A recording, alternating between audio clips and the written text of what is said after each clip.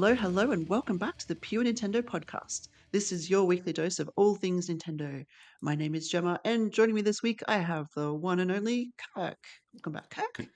Contributing once again to all things Nintendo, Yes, and I love that. or Thank you. at least the Nintendo things that are on the list we have in front of us. Yeah, the ones that we handpick to talk Yes, about during the week, and it's a bit curate. of a We'll use the word curate. curate. Yes, I love that. That's nice. We do, you know, and I don't know about you, but during the week, if I find any interesting news that kind of speaks to me or sounds interesting, I kind of just add it to this list.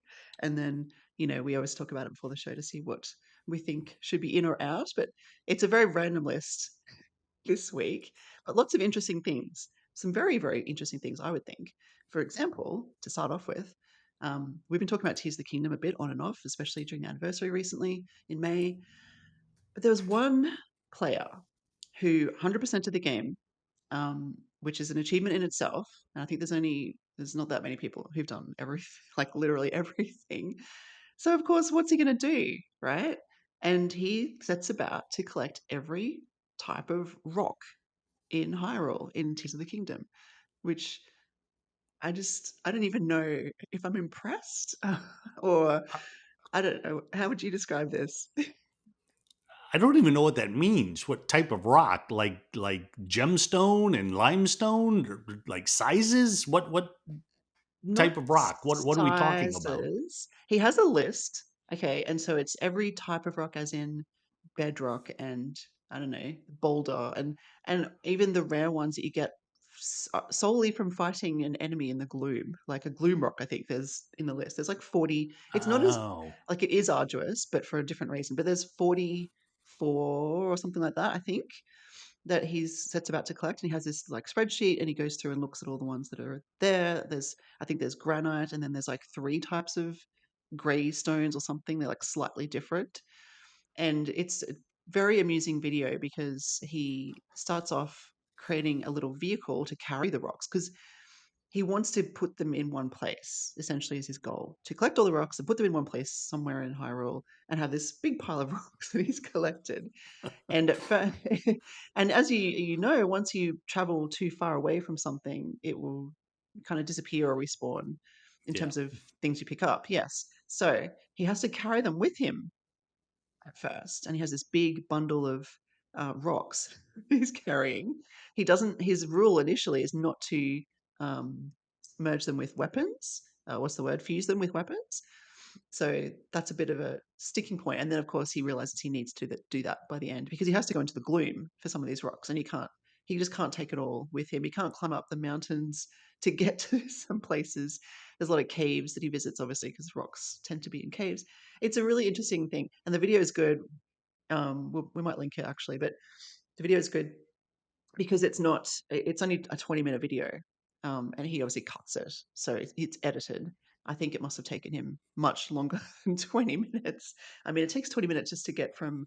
You can't even cross one region of Hyrule in 20 minutes, can you? Like, No, not easily. not easily, exactly. So it's just like this is the creativity that we're seeing from people playing Tears of the Kingdom. Does that inspire you to go collecting rocks, Kirk? No, it really doesn't. I mean, to me, there are only two kinds of rocks: the ones I can pick up, and there's a Korok under it, Yeah. and then ones where there's not. Mhm. That's to me. That's I didn't even know that there were types beyond that they could be identified. Mhm. So I mean, it's funny that he's doing this, and in a Yes. way, I applaud him for his tenacity. And Mhm. then on the other hand, I think my guy, there are other games out there that you should be playing at this point. Yes. If you've finished it so much that you're identifying rocks, move on, play something else, have a good time. Yeah. I mean, I have this problem where I find it hard to get back into Tears of the Kingdom just because I have too many other games to play. So, Yeah. yeah. But hey, that's he's made a video. I don't know how many views he's got. He's probably an influencer of some sort, or at least a YouTube, personality. So good on him. I don't think Nintendo's going to take rock collecting into the next game. I don't know if that's going to be a thing. You never know. Well, I Yeah. what I hope is that they find a way to commemorate this fellow, name a rock after him or something. But Oh, that would be nice. if he Yeah. came up with this original idea and actually carries it through to completion, then I feel like this guy really needs to be rewarded for his efforts. As Yes. much as I was just kind of making fun of him a little bit, I like I said, I do applaud the conviction. Mhm. Excellent. Yes, I agree. That would be a really nice touch if Nintendo did that. That would be so nice. And no one would really know because it'd be a random name. Yep. His YouTube name is something I don't know, and some I can't remember what it is. Sorry, I could look it up, but Google it and find it. But it's it's not like John, right? So whatever it is, it will sound obscure enough to be like people won't think twice about it. I don't think. So yeah, interesting. Well, speaking of other games that I don't get to play, is Paper Mario, which is relatively recent release and a very good game. We've got our review up online now that Trev reviewed, and I've been playing it as well and loving it. Not as far into it as Trev, just because I wasn't reviewing it, so I didn't rush. But they have released an update that we wanted to quickly mention because it does. It's quite a well. Is it significant? There's a fair few changes. I was surprised. Normally you see these patch notes and it's like bug fixes or I don't know. What's the term they tend to use? It's this phrase. It's like, is it quality of life or something? They say Uh, there's a little key phrase they tend to put in these little patch notes. Anyway, this one, and I kind of wish I'd known about this beforehand because it would be fun to try. But there's a fallen tree on Twilight Trail, and you can kind of get past it accidentally, and then you kind of get stuck. So actually, maybe I'm glad I didn't because I got stuck and really frustrated. But they've addressed that issue, they fixed that, and if you've gone past it, it does allow you to save and somehow like if you've fallen into this trap and you need to, or sorry, if you've gone past that point, and then you download the update, you save at the save block on the map with the fallen tree, and then you return to the title screen, and there's this little workaround to get you back into the game without kind of losing your progress, sort of thing, which is good. But yeah, there's just a lot of little updates, and I just if Trevor was here, I could ask if he's noticed, but he probably hasn't had time to play it since his review. But there's just lots of little things with the battles that don't progress properly. Little things like a Koopa Trooper hiding behind a clump of grass. The battles with that particular Koopa Trooper would not end properly. It's like these very specific details. I'm like, wow, I guess, do they have a team of people continuing to test after the fact, like after release date, or is this coming from users and they can somehow monitor us? Like, how do you reckon they're evaluating and getting all this data and then fixing things? well, I don't know. I get like you're talking about battles not ending properly. I mean, how would it like what was the improper end? Because if it's blatantly obvious, then I suppose people would Mm, be like, wait a minute, that's not right, and then would yeah. contact somebody. But otherwise, I think it would just have to be something that the devs would have to stumble upon on their own. Mm. I can say coincidentally, and if Trevor were Mhm. here, he'd be able to tell this story. But he's reviewing a game that had a game ending glitch in it Ooh, yeah. after one of the fights, and he pointed that out to me. And I get back to the PR rep, and within 12 hours, they thanked us and said they're working on the patch.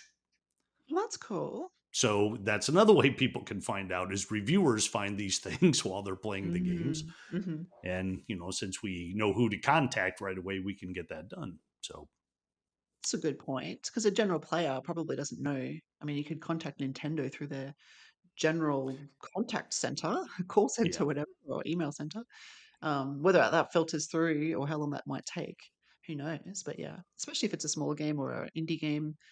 Yeah, that's a really good point. Reviewers would have that sort of a collection of issues that they find along the way and reach out to devs, which is nice.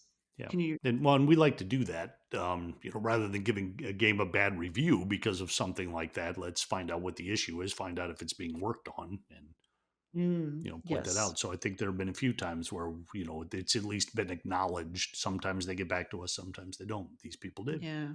Yeah. Excellent. I do wonder if that glitch in Paper Mario was new to the Switch version or any of these glitches. I imagine they must have been. They wouldn't have carried over bugs from the Yeah. original, right? So, yeah, I guess they must be newly crept into the system, these gremlins. If you're listening and you've had any issues, we'd love to know. Let us know. Well, and it's interesting you bring that up too, because one of them says that they fixed some text issues in English, French, German, Mm. Italian, and Korean. Hmm. Um, did we have new translations, or did they use the ones from before, or were there no translations? That is a good question. I mean, there are new characters added, like that little Okay, battle practice guy whose name escapes me. So I guess he's got new text, but yeah, right, like 90 something percent has got to be carried over. Um, it's possible it didn't have all the languages. You'd think a GameCube game would have had all of those languages. They're not too obscure or anything, right? yeah, And why those five? Because there's got to be more than five languages in the game. I'm sure there's Japanese and you know, a bunch of others to choose from. Why only did those five only have issues? Interesting. Yeah, I don't know. I would say it'd have to all be the new characters or something like that. There's so much. There's only so much of new text for these new characters. I don't know how issues crept into it. Maybe there's just some ambiguity rather than typos, or maybe there was something missing, or maybe they needed to make yeah, it clearer, like the instructions or something like that. yeah. Or maybe it Yeah, was flowing off the screen or something. So yeah, yeah, yeah. we I don't know do. exactly what went wrong with the text. No. I do notice that though in when I'm reviewing a game, I love it when the text sits neatly into a text box as opposed to they make the font smaller sometimes to fit in and then it's bigger when there's less text. I'm like, no, keep it the same. It just really jars me and my eyes. I don't like it. I Yeah, come from yeah, I have a bit of a design kind of background. So yeah, I like consistency. It just looks neater. It looks way neater. Yeah, so that's a little thing that I do look out for. all right, Do you? I'm completely behind you on that. Oh, thank you. Yes, agreed. Agree to agree. Now, I wanted to ask you. Sorry, I have a little bit of a cold. A little bit of a cold today. If my voice sounds a bit shaky, I'm not, stressed or nervous or anything like that. I wanted to ask you about TMNT because I don't remember whether we've talked about Teenage Mutant Ninja Turtles before. I know we have on the show, and I just don't remember what your opinion of them is. But there's a couple of games. So there were two announcements during the week. One is that a new title actually is coming out in October called TMNT Mutants Unleashed. And then the other one, which we already knew about, was Splintered Fate, which comes out actually on the 17th of July, very soon, which now has a co-op mode. So first of all, how do you feel about TMNT? Is this your jam or not? Um, I always feel like this is my answer. Um, the mutant turtles were in no way, shape, or form aimed at me. Right? How's that? I was barely into superheroes. But the ones that I was into, I wanted them all to be adults. As a Hmm. kid, I was only entertained by adults. I did not like shows about other kids. As a teenager, I Yes. didn't like shows about other teenagers. I wanted adults. I don't know why. I Interesting. yeah, yeah, and that's always been the way with me. Of course, now Mhm. that I'm an adult, I still want my stories to be about adults. Yes. Um, yeah, just never interested in a bunch of kids running around doing kids things. And that was their whole appeal, right? Was that they acted young, like their Mhm. target audience, and so a lot of people could connect. So I get it, Mm, but true. it wasn't for me. Fair enough. Would you go so far as to say, or is it possible, given that background, do you like the four main turtles, right? You know who they are. Yes, Could you? yeah, yeah. Yeah, you could name them. I Could think you? so. You don't What have to. Leonardo? There's a Leonardo, right? Yes. And a Michelangelo, and Mm-hmm. Donatello, Mm-hmm. and Raphael. Ah, very good. Ah, thanks. I'm impressed. Yeah, so there's the four main titles. These games, so the thing about these two titles is that they're quite different to what we usually find in TMNT game outings. Normally it's kind of a side scrolling, beat 'em up kind of action adventure style, which are really fun. And we had, what is it, Shredder's Revenge? Gosh, was that last year or the year before now? It might have been 2 years ago. And that was a nice throwback to those classic kind of arcade style beat 'em ups. That was received really well, and I think it has some DLC and stuff like that happening for it, which is awesome. These two, so Splintered Fate, which comes out this week, is like a roguelike. It's kind of a topish down perspective, and I believe it's, randomized levels and things like that. Whereas the Mutants Unleashed one looks even more different. And I really couldn't glean from the trailer exactly what it was, but it looks, it's a different style. So the Turtles have morphed, I guess, over the years in terms of style. They've got obviously the classic, more mature kind of edge to them that they originated from before they became like a cartoon in the 90s. And then that was probably the standard for those kind of beat 'em up styles. And then they've got like the Nickelodeon cartoons, and now they've got these other movies that are even taking that animation style into a different, you know, sphere, however you want to describe it. So Mutants Unleashed, it looks like it's more of a, I don't know if it's like a third person kind of thing, but very, very different. And I'm just, I was going to ask your opinion, but you probably don't have one. How you feel about them changing up the formula, because in some ways that's great, do something new, but in other ways, will fans resonate with that? I don't know. And if you think you have an opinion, generally speaking, about changing formulas, maybe, but yeah. Well, yeah, as far as appearance goes, I know the animation styles will always kind of adapt to what's going on at the Mm. time. They had a movie, was it a Seth Rogen movie a couple Hmm. years ago, where the animation style was completely different from anything I'd Mm. seen They before? did. They did. Hmm. And I didn't have a strong opinion on it. I know there was some commentary, like they just didn't look the way people want them to look, and I get that. Hmm. But I think I would be more concerned about how they're presented and how they behaved than the way they're Mm. drawn. Yes. Yeah, fair enough. It's a good point. And I think they seem to definitely lean into that personality a lot more, probably starting with that Nickelodeon show and then moving into these more recent movies and games. They seem to really, they've always had the distinct personalities. Leo's the leader, Michelangelo's the party dude, whatever.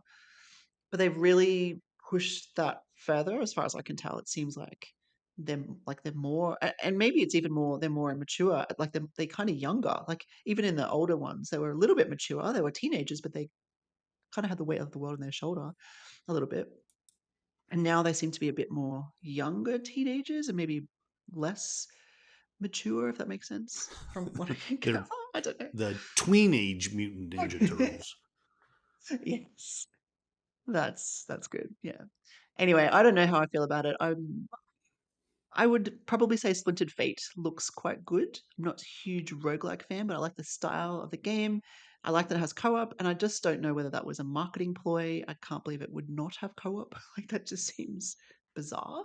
And this trailer, I think, is kind of playing like making fun of that. What? No co-op? Oh, here it is. So I think it was always there. I think they're just this is how they're marketing it to kind of make it obvious and clear and maybe get people excited because it's a week out that they drop this trailer from release. Hey, guess what? You can play with your friends. Great. Well, I wouldn't want to play. I don't think I would want to play without my friends. Yes. Anyway, it'll be interesting to see the reviews when they come in for Splintered Fate. And then, yes, Mutants Unleashed in October. So if you're a fan, you've got two games to look forward to. But yeah, let us know if you're a fan of the classic style or you're interested and kind of excited for these new styles. I don't know. I'm not sure what people are feeling. But this next piece of news is very interesting and so bizarre for Nintendo, I think.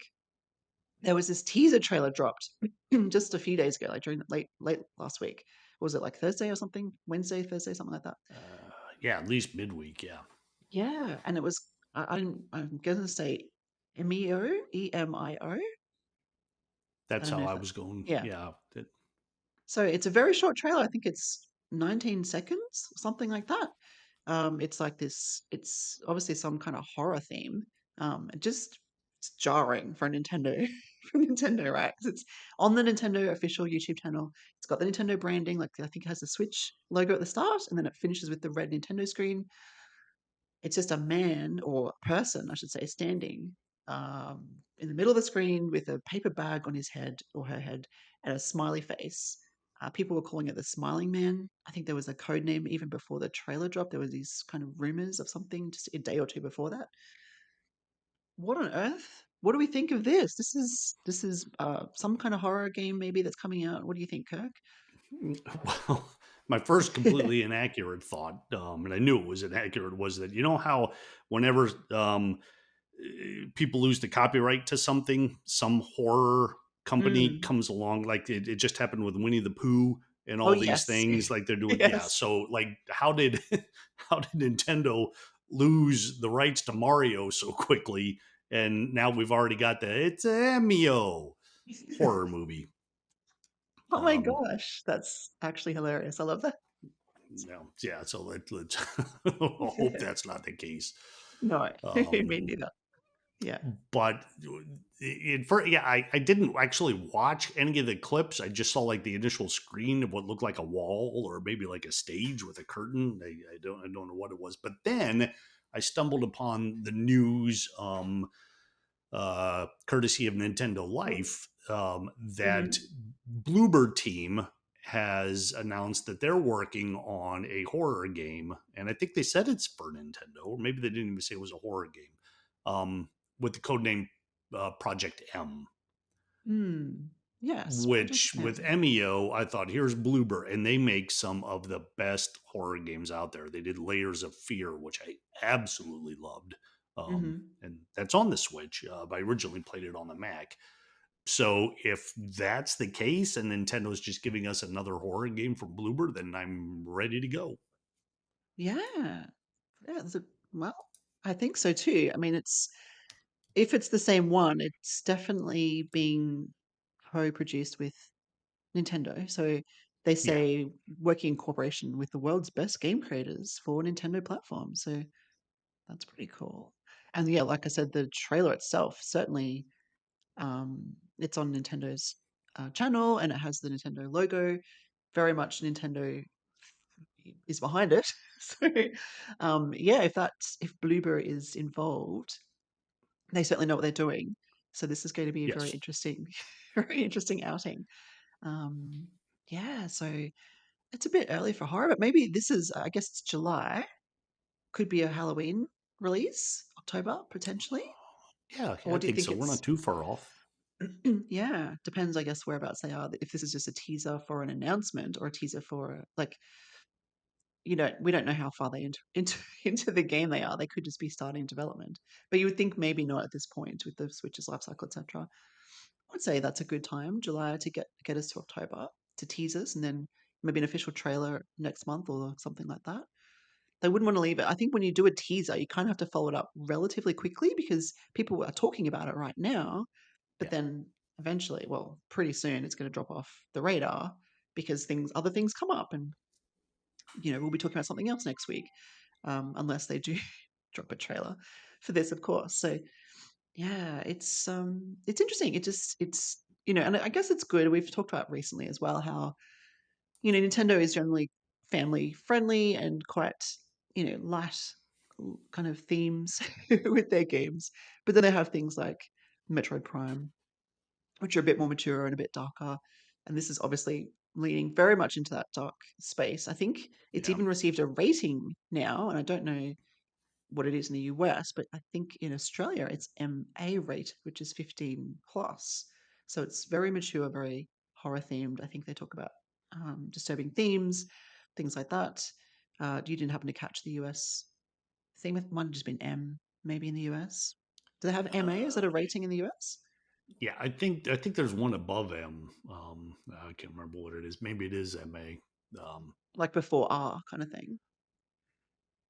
Or do we? I don't. We don't have R. Um, Oh, what's your like here.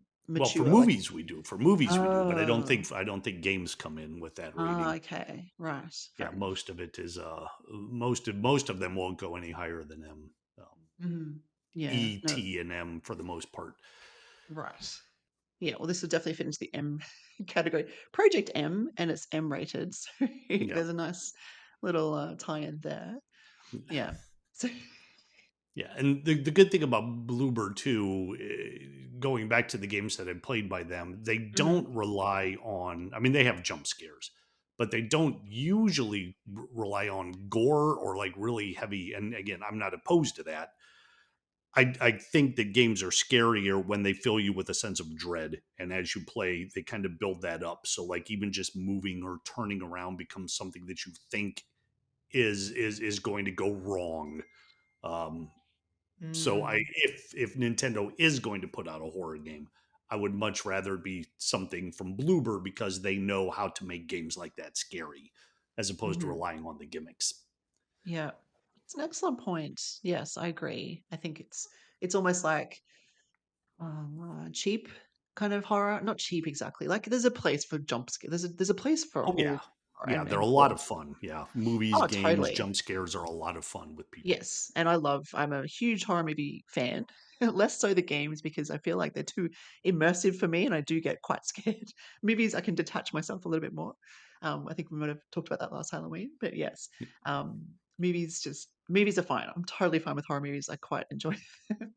But yes, games. Oh man, they give me the chills. Just yeah. Yeah, and too, because mostly with games, and I could be wrong on this, but when you watch horror movies, you're going to watch them with other people, and they're meant to be enjoyed Mm, with other people, and you can all be hmm. scared together. With games, um, most of the time you're playing those by yourself, right? Or online with other people who aren't even in the same room. So I That's think you've got to true. take a different approach to horror with games, Mm. because you need to focus on scaring that one person instead of like startling groups of people and letting them have a laugh about it afterwards. Yeah. Yeah, that's a really good point. Typically horror games are not multiplayer, and even if they were, you're probably online with somebody. So you are sitting there, and I mean, it depends. I was thinking you could watch, if you're watching a horror movie at the movies, you're like in a separate location, and then you come home. And you might think about it.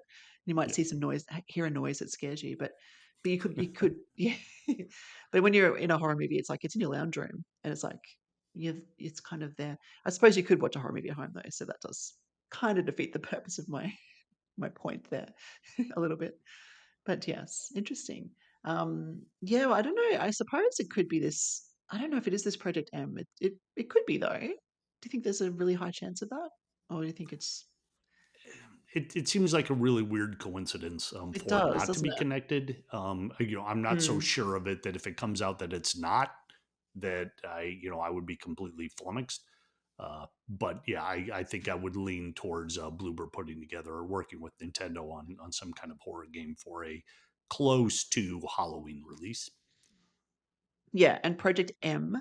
I mean, Emio sounds like yeah, they're pretty. They could be related. So Yeah. yes, excellent. Thank you for finding that extra information because I found the trailer and then you found this story. So thank you. Yeah, and I also imagine if it's a Bloober game that eventually would be released for other consoles, it would just start perhaps as a Nintendo exclusive. Yes, exactly. And they do say, and this is, the conspiracy theorist in me, but it does say Nintendo platforms with an S. So Switch 2, maybe? Don't know. That could be. Yeah, could be, exactly. Because there's only one at the moment, right? They're not making 3DS games anymore. They're not making anything else. It's just the Switch. So if they're doing multiple platforms, well, one Or must think. maybe that means that the people that it says they're working with the world's best game creators, people who have created games previously for Um, like the DS or the Wii U or True. something. So Mhm. That's a good point. It's probably that, actually. But one can hope. No, that's really cool. Yes. Well, let's keep an eye out for more news on that one because I think that will be very exciting. Nintendo doesn't have it does, I mean, it does have its fair share of horror games, but it doesn't Nintendo themselves don't put out a lot. So this will be yeah, really interesting to see how that goes. Yes. yeah, Excellent. because the horror games I mostly associate with Nintendo now are the uh, I should have waited to start this once I could remember the title. The camera games. What's it called? The Camera Obscura. Fatal Frame. There we Oh, go. I kept yes. trying to think of the Japanese. Project Zero is the name I was going for. Hmm. Fatal Hmm. Frame. Yeah, and I love those games too, because they also just focus on filling you with dread and making you afraid to take steps down hallways because what ghost is going to appear that you're going to have to photograph now. Hmm. Yes, exactly. And then, of course, there's Luigi's Mansion too. That is true. So many haunted rooms, so many haunted castles. Yes. Not really a horror game. Luigi does genuinely scared. So, Yeah, he's scared enough for all of us. yes. Would you like to use that as a segue to talk about Luigi's Mansion 2 as the game you're playing this week? So even though Oh yeah, I think I that was I think first on that the makes list, but we perfect could we sense. could swap. So, how's it going? Uh, yeah, well, I'd hope to have the review done. I don't because it's taking a bit longer to get through it. Like I said, because I'm fighting for playing time with my wife, who's a little further than I am. Yeah. But yeah, there were, we talked about it last week, and I talked about how much I remembered, some things that I didn't. One thing I definitely, one thing I want to bring up that I've forgotten, there's that level where it kind of starts off with you just like looking up a really, really long staircase, Mhm. Mhm. really long staircase. And the whole, you literally just go up a flight of steps, and then you kind of have to figure out there's like three stairwells, so you have to figure out which one to go up, and if you pick the wrong one you slide all the way down. Yeah. And at first you're like, oh, this is annoying, but then it just goes on for so long that when you get close to the top and you're sliding down again, and you go all the way down to the bottom, now you can easily tell which one to go up again, but it really starts to get very funny after a while, especially if you're in the room with other people doing it. Sam and I were, when Tyranny was doing it, we're like barking out orders to her on what to do and then blaming her when our decisions went wrong. Um, and it was just a lot of fun, but it's like a weird break of the Mm. standard gameplay that you're doing. And just a really clever thing to put in there that I liked a lot. Yeah. Um, the other thing I was going to point out is I'd forgotten how hard that game gets. Mhm. Once you start to reach the end, when they are having multiple ghosts come at you at once, and they've got these gimmicks on how you can get them, and there are just so many things that could go wrong. It is a really, I don't want to say frustrating because it's fun, but there are so many points where you end up losing because they don't really give you a whole lot of those dog bones that allow you Mm. to come back to life. Um, Mhm. After you've been, well, I'll say killed. I don't know if you're actually killed or not. Startled, scared so badly that you fall asleep, maybe. Um, Yes, that's apt, I but yeah, think. it does become pretty complicated. Even the puzzles, after a while, become pretty complicated. We had to rely on walkthroughs a couple times Mhm. in order to figure out. And sometimes it's just because we're dumb and we're like, oh, all we had to do was walk behind this wall to get to the other side. We just didn't see that there was an entry point there. Mhm. Mhm. But other times, as far as figuring out how to kill some of the bosses or even get from here to there, it's pretty tricky. So it really does keep you guessing. Um, Mm. and that's something that Nintendo does well because you look at the characters, all these like Mario, Luigi, Peach games, they all look like they're made for kids because they just have that very family friendly look to them. But the Mhm. challenge is much more mature than you would think when you first dig in. Mm. That's true. That's true. I think Luigi's mentioned too. Would it be the most difficult of the three titles? Do you think? I'm finding it more difficult than three. I can't remember a Mm. whole lot about one because I haven't played it since the GameCube. Yeah. Um, Me neither. but yeah, I think two is definitely harder than three was. Yeah, I agree with that. And even it's not hard in the beginning, but you can kind of tell that the intro, the first time you enter the mansion, I wouldn't call it easy. As in, I remember walking through that hall with those guards that kind of fall down at you and getting Hmm. hit, and I'm like, oh crap, what? I'm getting hit already. I've lost like 40 like heart points already.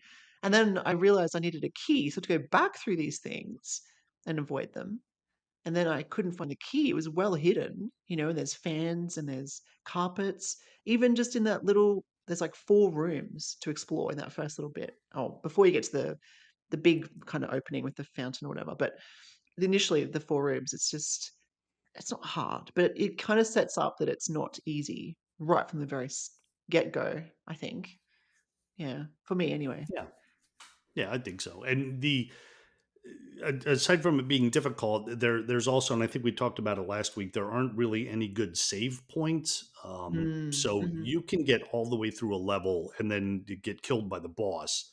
And then you've got to go all the way back to the start. Like you don't have a choice of just saying, okay, well, I'm going to fight the boss again. It's back to the whole Mm, thing. Now your progress is set, but you still have to go through all the rooms. You need to do whatever tricks you had to do to get from here to there. You've got to do again.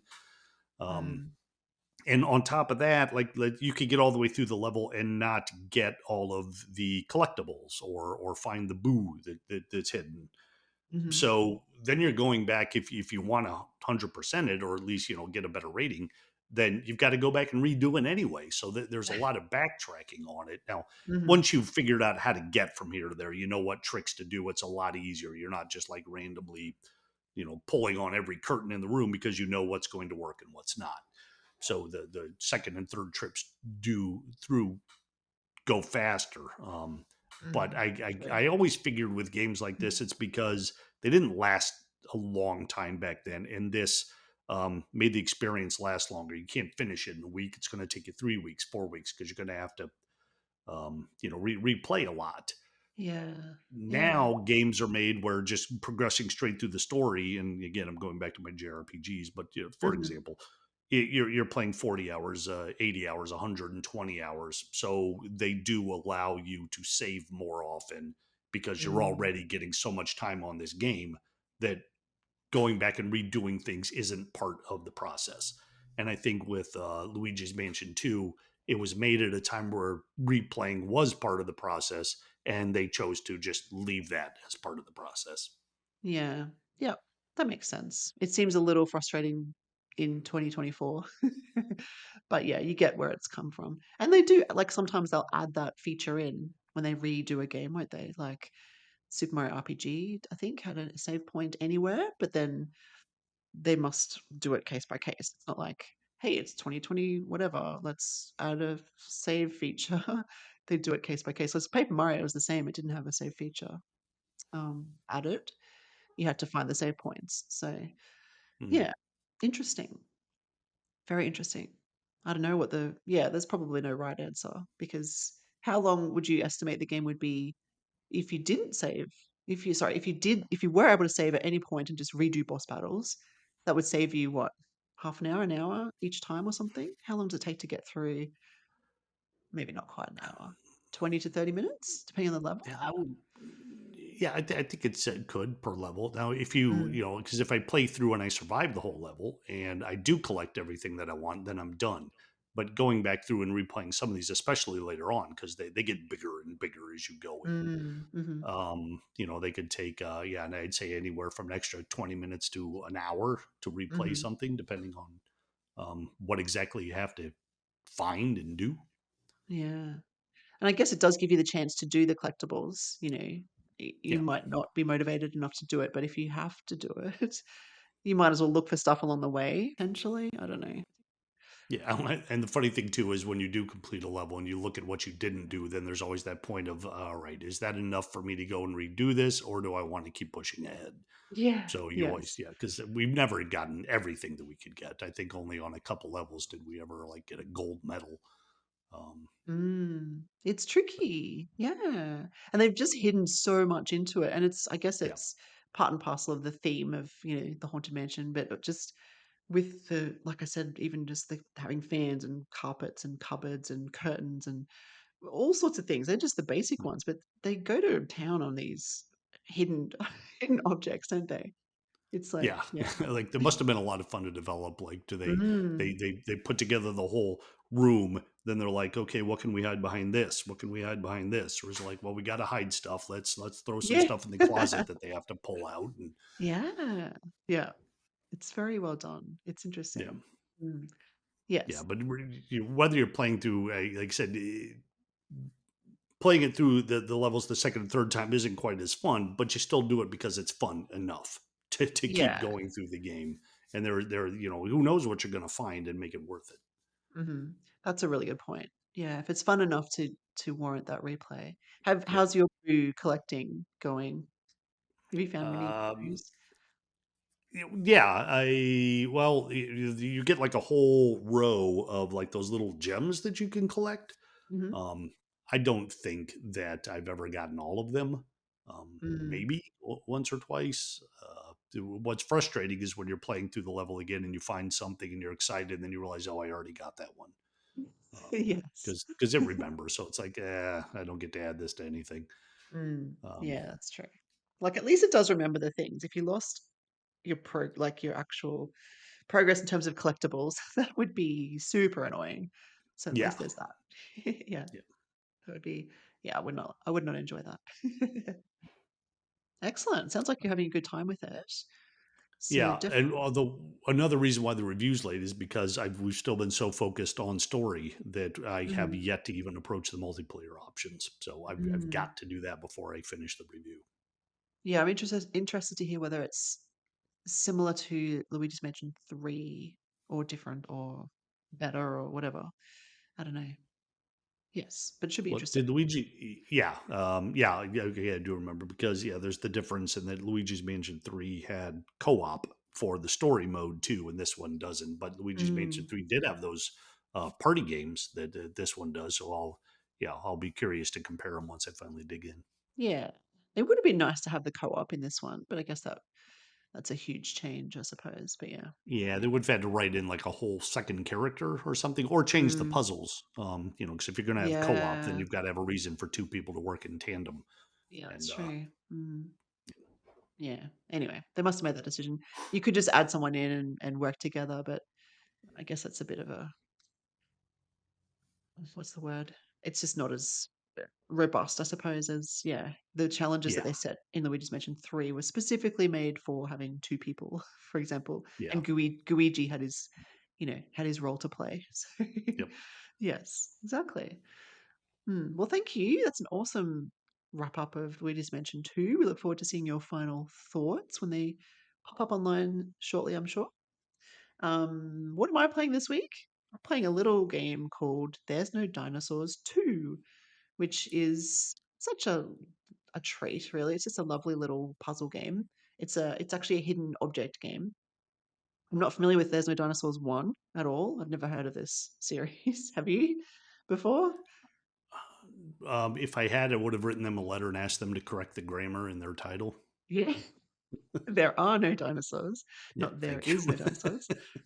Yes. I was an English major. These things bug me. But no, I had never heard of There's No Dinosaurs until we saw we're offered this one for review. But who Mhm. doesn't love Mhm. dinosaurs? And the fact that there are none scared me, so I had to look into it and find out what happened. Yes. Yeah, it's a really cute little title. So it's like I said, it's a hidden object game. So you're presented with a screen to find hidden dinosaurs, and there's a few things I really like about this because I've had a few simple titles recently, and simple is fine, but this one adds just a little bit extra to make it kind of, I don't know, just better. More quality of life stuff. For example, the touchscreen totally works. It's brilliant. You can zoom in, you can use your finger to touch the dinosaurs when you find them in this kind of, picture that you're looking at. Um, it's great. I love a good puzzle game that feels like it should have touchscreen that actually does have touchscreen and it works well. So it's really fun to play in handheld mode. The pictures are black and white, which at first looks, if you're looking at the screenshots, you might think, it's very plain looking, it's very boring, it's black and white. But that's because, when you press the idea is when you find this little hidden dinosaur and you click on it or press on it, because you can use controls, you don't have to use touchscreen. The dinosaur is colored so it stands out. So that's why they've gone with that aesthetic. Just that's the style they've gone with. And it's fine and it looks really good. The pictures are very cute and kind of a little bit cartoony, but they're quite detailed. So it's a little bit like Where's Wally or Where's Waldo, whatever you call it. But do you call it Where's Wally? Waldo. Waldo? No, there's where Waldo. Is it Wally in Australia? Yeah, it's Where's Wally. Wow. Right. I don't know why. Why? Why is it different? Why? I have no idea. I don't know.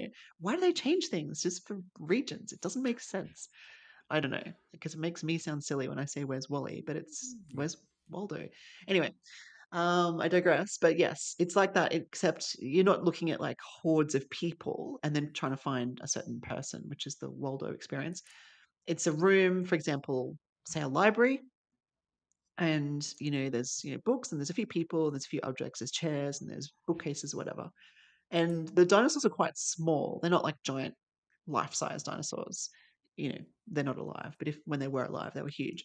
So it's more about these cute little almost toy-like dinosaurs, which makes them quite tricky to find. But it does have a hint system, which is nice. The other thing is there are, I think, has it four? There's a few areas to unlock. So once you've done the library, for example, you get another area to search for. But if you go back into the library, it changes for you. It gives you it moves the dinosaurs. It has different locations for them, so you can redo it if you want to, which I really like. It's not just like Oh, yeah, it's not just like a one-off experience. It has a timer, so you can kind of time yourself and go for the record sort of thing. it has these little extra things that I think just make it stand out, as opposed to just being what it could have been, which is fun, but not not long lasting. This gives it a little bit extra, a little bit more depth, but even that's not deep, but it gives it just a little bit more depth to make it more immersive and more enjoyable, more Yeah. engaging. And I really appreciate that. I love that's what I love to see from little titles. Just that they have that extra incentive to replay or just little things that make it more the experience is more enjoyable overall. So yeah, really happy with this one. I haven't written my review yet. I need to do that. So that will be up soon. It is out now. Yeah. I think it came out And one of the recently. things it looks like to me, and you could correct me on this, but also when Mhm. you're like looking for dinosaurs, it looks like you can't find the whole dinosaur body. You're just like looking for a little Mm. piece of it that's kind of poking out behind Yes. something. Yes, exactly. Yes, that is definitely the case. Some of them are just peeking out. You might only see its head or whatever. So it can be quite tricky, but that's, it's rewarding as well. And like I said, you can zoom. At first, I thought you couldn't. And I was like, what? I can't zoom? Because on the handheld, the screen's not that big. It's the black and white helps because it's clear lines, but it's still quite small. And I'm like going, where is this dinosaur? You can zoom. It's great. You can zoom in quite far and then you can scroll around the screen. So that makes it heaps easier. You can sort of go section by section to look for the dinosaurs. So yeah, if you're a hidden object kind of fan, aficionado, you will find some enjoyment with this one. Yeah. And it's not an expensive game. It's an indie title. So Yeah, it looks like it's on sale right now too, at least in the US. yes, I think yes, it is. When does that end? Does it That have a date? ends July 19th, so a week from today as we're recording. Yes, so when this airs, you'll still have plenty of time to grab it. If you like the sound of Yep. it, definitely get on board. I can definitely recommend it. It's a nice little title. Can't say anything about There's No Dinosaurs 1 because I haven't played it. I'm sure it's equally fine and fun. Don't know what they've added to this one. But yes, nice little title if you're looking for something to keep you going between horror games like Luigi's Mansion 2 HD. Yes.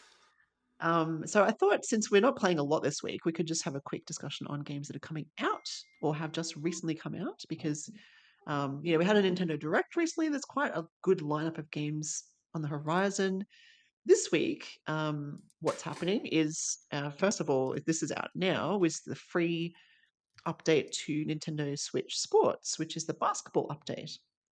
Now, I think from memory, you have Nintendo Switch Sports, Kirk, don't you? Yes, Yes. Have you managed to download the update yet? I have not. In fact, I haven't even downloaded what was the last one? Golf. Oh, golf, yes. Yeah. Yes. So I'm behind, and there's no reason for that because I like these games and I wanted to try both of them out. But every time I get near my Switch, there's something that I'm playing to review, and I feel like I got to do that Yes. Yes. instead of swinging clubs Definitely. and throwing balls. Yeah. No, and that's fine because I haven't even got the game. So, but to be honest, I'm like, I wish I had have got it now when it first came out because, like you, I do enjoy these types of games. I love Wii Sports and Sports Resort. I think they're really fun and they're great family games, like or friends. Like they're just great multiplayer experiences. And I I don't know why they choose to add them on, maybe to give it some longevity and get people to come back, like yourself, maybe. Oh, there's a new update. I should download that, even though that didn't work for golf for you, obviously. But some people who aren't reviewing games every day would go back, like, oh, there's a new thing to check out. Let's boot it up and using an old expression there, boot up the game. We don't boot up games anymore, do we? And give it another try and see how this new one goes. And maybe while there, we'll play some tennis or volleyball or whatever else.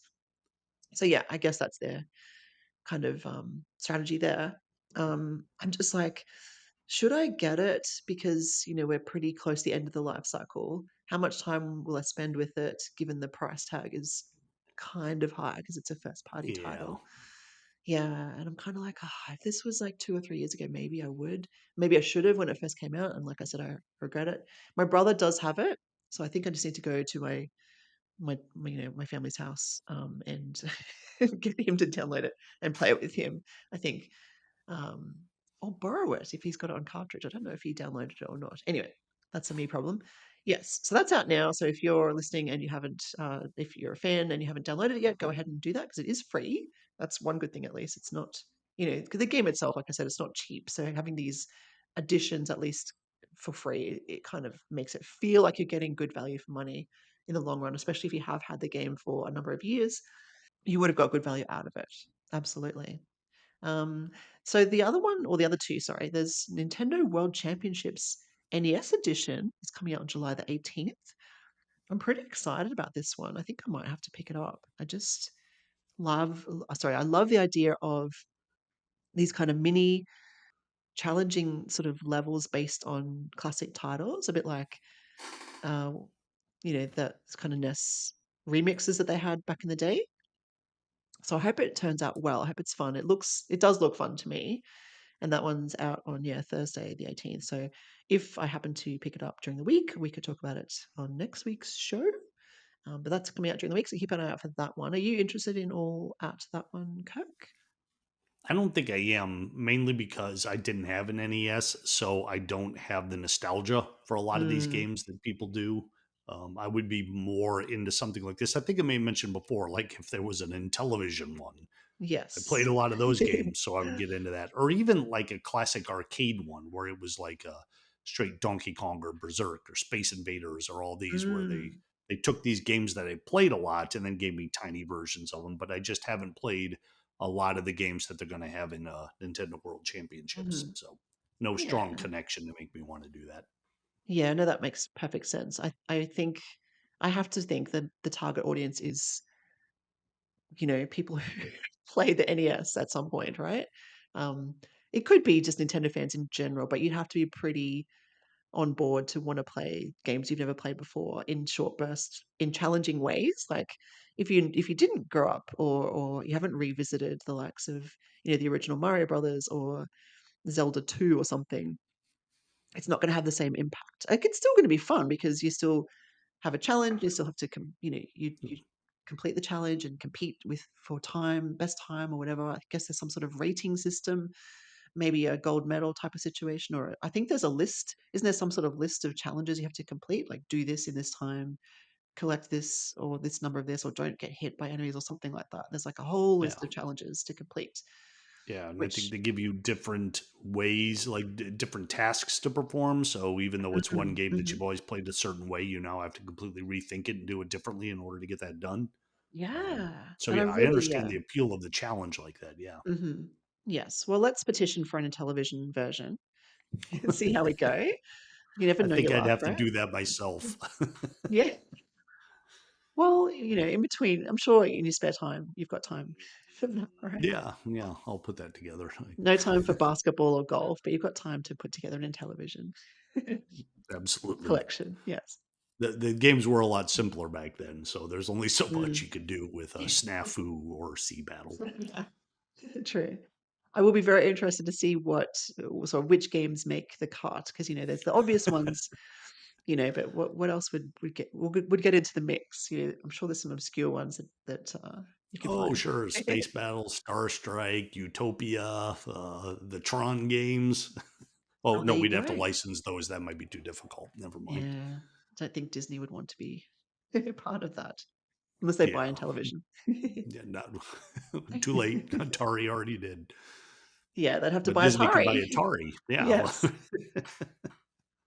Yeah, stranger things have happened, honestly. Yeah. Yeah. So yes, Nintendo World Championships NES Edition out on July the 18th. So I'm looking forward to that one. And the final one, which we did already mention this, but July the 17th is Teenage Mutant Ninja Turtles Splintered Fates. So that comes out on Wednesday, the 17th of July. So like I said earlier, it'll be interesting to see how well this fares, given it is a very different type of gameplay mechanic the for the turtles. So yeah, I don't know myself whether I'll pick it up. I don't think we've got a review code or anything happening yet, have we? So we'll see how we go. I'm not even sure what the price of this one is actually. Splintered Fate. I'm guessing it's around, 20 or $30 mark kind of thing, probably. Yeah. And yeah, so there's a few decent titles coming out or already out to look forward to. Anything on your horizon that you wanted to highlight? I don't think so. I was very excited about the JRPGs that both dumped on me within the past Mhm. month or so. Mhm. But beyond that, I don't have anything on my countdown clock. So I'll have to find something. There's always got to be something there, right? Yes, there is always Maybe something. it'll be Emio. Yeah, could be, exactly. Yeah, and that Splintered Fate is 29.99 as predicted. So yeah, it is in that $20 to $30 range, which seems fair, I suppose. And that's E-rated if you're interested in the rating, because we talked about ratings earlier. Yeah, so it is for everyone. Oh, sorry, E10. So it's fantasy violence, which we love. So, yeah. So yes, a lot to look forward to. It's been another interesting week, and look forward to seeing what happens next week. You can never tell in this world of the digital kind of age where we just get random pieces of news dropped at any single point in time. But was there anything Yep. else you wanted to cover before we sign off for the week, Kirk? I don't think so. I will go back to the question of the rating system that we have here. And the Ooh, one above mature 17 plus is A, adults only oh, 18 plus. I thought it was MA, but it's A. and so an M is 17 plus. Yeah, the way it's defined at the ESRB is content is generally suitable for ages 17 and up, may contain intense violence, blood and gore, sexual content, or strong language. Generally Wow. suitable for ages 17 and up. So 18 plus only for adults 18 and up. So like I don't fully get the difference. One's Yeah. generally suitable for 17 and up, and the other one's only for 18 and up. So 17-year-olds, no. Yeah, and that's only 1 year's difference. You need one more maturity, one more year of Yeah. maturity to to appreciate this Yeah. content. Interesting. Yeah. They're just, yeah, it's a weird, someone will have to explain the subtlety of the differentiation there. But Yeah. Well, in okay. Australia, it's M is like recommended for 15 plus, whereas MA is like restricted to 15 plus. So that's the difference Okay. for us, which sounds a bit like that situation, except it's 17 and 18 for some reason. But yeah, we don't have a 17 rating. It just goes M, MA, and then R, which is 18 plus. So Okay. yeah. Yes. All right. Again, Yeah. why I is it think, different? I don't know. yeah, I don't know. You We're all got different humans here. rating board. Yeah. Like, I don't think 17-year-olds in Australia are any more or less mature than 17-year-olds in the US. So, I would yes. like to. I imagine ours are less mature, but I I don't. don't I've know. never been to Australia. I don't know how they act over there. Well, You'll have to. yeah. Come on out here and evaluate. Okay. Put our rating systems to the test. But it does, before we close off, it does sound like if you're in Australia and you're 15, you can play certain games that you probably can't play it in the US unless you're 17, right?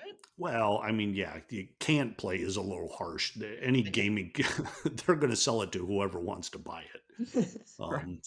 So yeah, they just throw that on there so they can say, "Hey, we did our part, parents. You shouldn't let the kid buy the game." Yeah, fair enough. Yeah, Um, okay. Mm. but as far as I know, I don't think I've ever seen a Switch game that is rated A. No, well, I Yeah, or mean, AO. I guess there's a tiny O there. Maybe it's AO for adults only. But yeah, I have none that I know of. what is Grand Theft Auto rated? Because I think that's R That's rated him. here. Yeah. Yep. That's him. That's M. Okay. I'm Yeah. pretty sure it's R rated in Australia. So interesting. That's like the only one I can think of.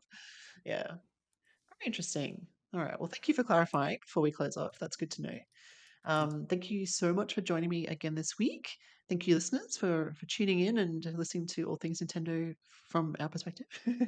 If you like what you hear, please leave us a review on any of the podcasting channels or on YouTube. You'll hit the like and subscribe button to support the channel.